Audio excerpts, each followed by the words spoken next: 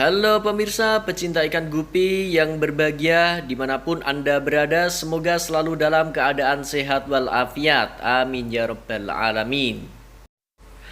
Pada kesempatan kali ini saya akan berbagi pengalaman tentang bagaimana cara packing ikan gupi, yang mana ikan tersebut jumlahnya 1000 ekor. Wow, luar biasa. Sebelumnya saya perlihatkan dulu, ini adalah kolam saya, yang mana kolam tersebut berisi ikan gupi yang jumlahnya sekitar 5000 ekor ikan gupi dewasa. Jadi sebelum ikan kita packing, terlebih dahulu ikan kita puasakan selama sekitar 24 jam atau 1 hari 1 malam. Nah, satu wadah ini berisi 200 ekor. Jadi saya buat 5 wadah yang jumlahnya total 1000 ekor. Ini plastiknya sudah saya siapkan yang akan digunakan untuk packing ikan. Nah, jadi satu wadah ini yang berisi 200 ekor ikan gupi, nanti kita masukkan menjadi satu plastik. Langkah pertama yang kita lakukan yaitu mengisi plastik tersebut dengan air. Nah, air yang digunakan adalah air bekas dari ikan tersebut sendiri. Jangan menggunakan air yang baru, karena air yang baru nanti akan berpengaruh pada ikan. Dan dengan menggunakan air baru, dengan otomatis ikan juga akan beradaptasi dengan air yang baru tersebut lagi. Selain itu, kita juga tidak boleh menggunakan atau kita kalau bisa menghindari penggunaan air PDAM untuk packing ikan. Dengan alasan karena air PDAM atau air PAM mengandung kaporit. Jadi kalau kita pengen menggunakan air PDAM, kalau kita sudah terpaksa, sudah gak ada air lagi, bolehlah kita menggunakan air PDAM atau air PAM. Tetapi kita harus menetralisir air tersebut. Bagaimana caranya? Kita bisa menyiasatinya dengan cara menetralkan dulu dengan mengendapkan dengan jangka waktu 1 hari 1 malam atau 24 jam. Atau dengan cara yang kedua, yaitu kita memberinya obat penetral air tersebut. Oke, bagi kalian yang baru berkunjung di channel ini, silakan kalian untuk menekan tombol subscribe pada video ini, agar kalian nantinya mendapat info-info yang lebih menarik pada video berikutnya. Setelah ikan kita masukkan ke dalam plastik, langkah selanjutnya yaitu memberi angin atau memberi oksigen pada plastik tersebut. Karena faktor utama yang menjadi penentu keselamatan ikan selama pengangkutan adalah air media. Kondisi air media harus diusahakan dalam keadaan normal, baik temperatur, pH, maupun kandungan oksigennya. Setelah terisi oksigen penuh, kita tali dengan menggunakan karet gelang atau gelang karet yang dirangkap 2. Perlu diketahui, secara umum ada beberapa faktor yang dapat mempengaruhi kegiatan pengangkutan ikan. Di antaranya adalah sebagai berikut. Yang pertama adalah jenis ikan. Hal ini disebabkan kebutuhan oksigen untuk setiap spesies ikan itu berbeda-beda.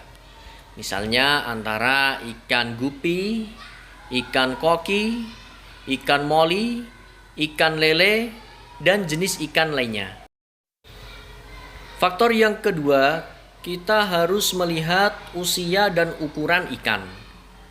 Semakin besar ukuran ikan tersebut, maka semakin besar pula kebutuhan oksigennya. Dan sebaliknya, kalau ikan tersebut kecil, maka kebutuhan oksigennya pun juga kecil. Faktor yang ketiga adalah resistensi ikan. Benih ikan yang diberi pakan buatan memiliki daya tahan lebih rentan dibandingkan dengan benih ikan yang diberi makan dengan pakan yang alami.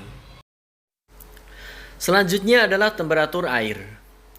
Pengangkutan ikan harus dilakukan dalam kondisi temperatur air normal atau bahkan lebih rendah.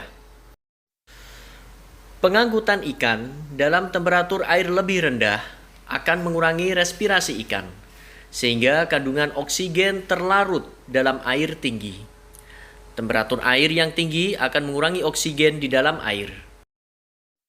Yang kelima adalah waktu atau jarak tempuh pengangkutan ikan. Semakin dekat jarak tempuhnya, maka semakin besar tingkat kehidupan ikan yang akan dicapai.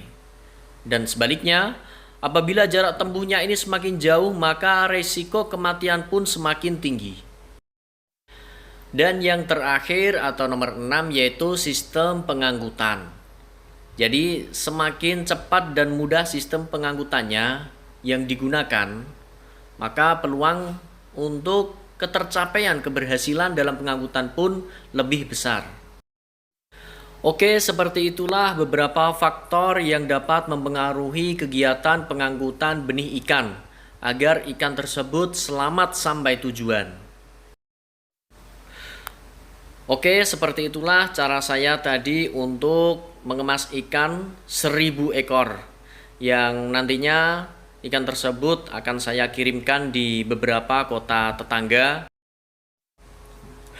Dan dengan kapasitas tersebut, artinya satu wadah plastik yang berisi 200 ekor, itu mereka mampu bertahan hingga beberapa jam saja, hingga maksimal kira-kira 1 hari.